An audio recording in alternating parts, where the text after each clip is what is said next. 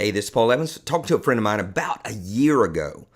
He had a great plan, great concept, great idea, everything mapped out. And yet, here we are a year later, and nothing much at all has happened.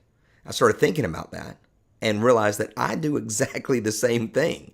Whether it's getting in shape or a new business concept, I spend a lot of time, and I bet you do too, a lot of time thinking about it, planning it out, and looking at every angle, making sure that the future is going to be as predictable as possible. So there's a lot of thinking, and there's very little acting. In fact, the action is usually very far removed from the thinking. There's mega thinking, there's very small and distant acting.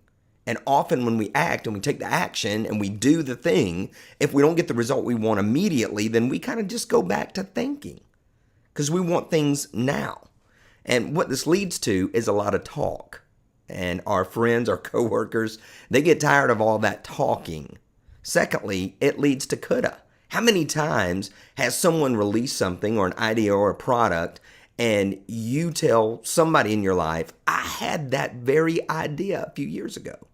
But the difference in you and them is that they didn't just think about it.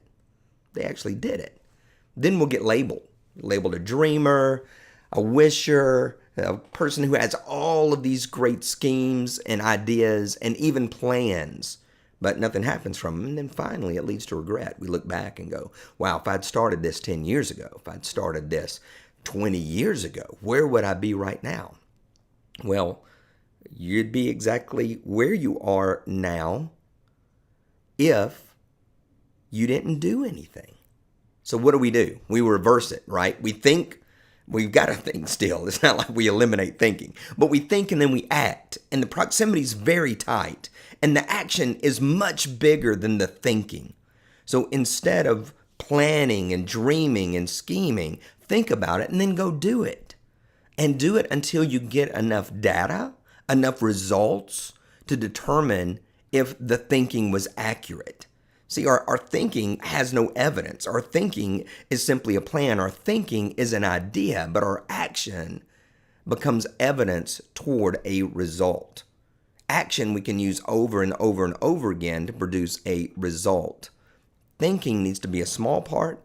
Acting needs to be a big part. So I'm dedicating myself to that. I hope you will as well. As always, success is not an accident. Be blessed.